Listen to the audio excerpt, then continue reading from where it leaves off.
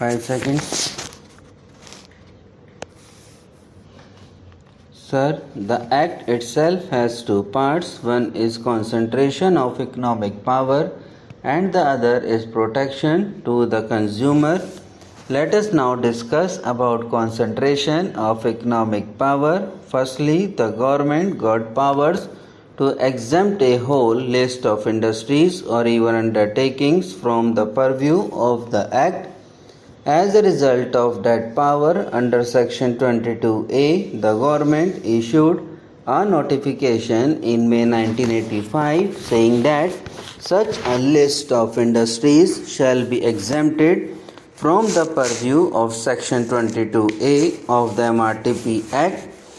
Now, what are those industries? Sir, these industries include everything from pig iron to cement, to drugs, to fertilizers, to pumps, to compressors, to machine tools, etc., coming under 27 broad heads. A host of industries have been exempted from the purview of this Act in May 1985, that is, after this government came to power. Again in December 1986, another notification has exempted a host of further industries from the purview of the MRTP Act. And what are those industries? Shipping, hotel, paper, vanaspati, industrial machinery, sponge iron, power, equipment, etc., and with certain restriction that they have to be put up in backward areas, even cycles, bulbs, pressure cookers, sewing machines, tiles. All these have been already exempted from the purview of this Act even before the amendment that is before us now is passed. By what strength of imagination these industries can be called industries of high national priority, only the government can explain. But what I am trying to tell the House is that as things stand today, this legislation also is nothing but a piece of paper. Frankly, it is an irritant in the sense that since the major industries are outside the purview, it is now one more hurdle in the hurdles race to put up an industry.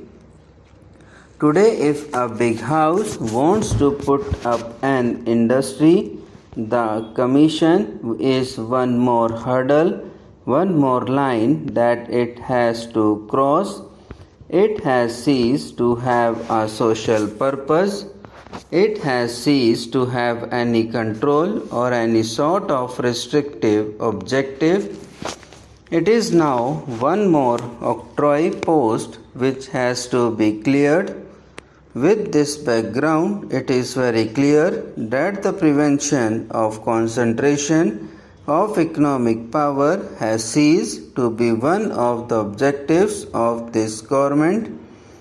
Sir, this is the most important recommendations which has been ignored, with the result that today the consumer has no remedy against the telephone departments, against the supply of cooking gas, against the water supply, against the electricity, which are all in the hands of the government.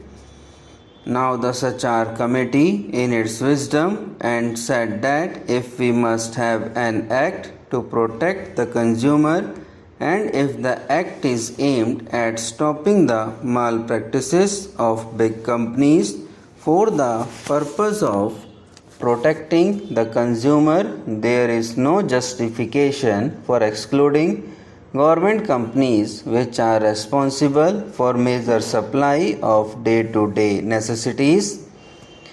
What I would like to know from the Honorable Minister is, having come forward with this bill, why have the government not thought of revamping the entire Act?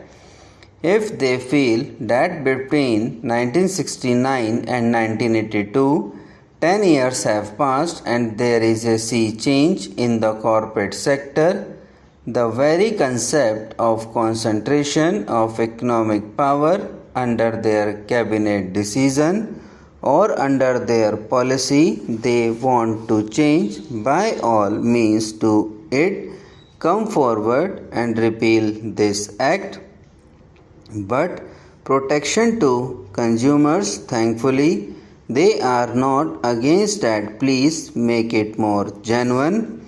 Now, here is a case where the act has two parts. Prevention of concentration of economic power has been totally diluted. Today's recommendations amendment says that industries based on local technology shall be exempted. I do not understand, first of all, the purpose of this amendment because under section 22A they have the power to name any industry. They have to decide whether it is high priority. So all the local technology industries they can conclude in that by notification, but they have brought forward the act. What will happen, sir?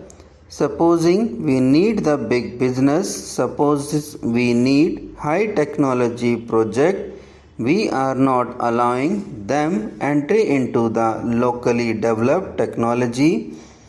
That means tomorrow the smallest project, the most insignificant project also is now outside the purview of the MRTP Act.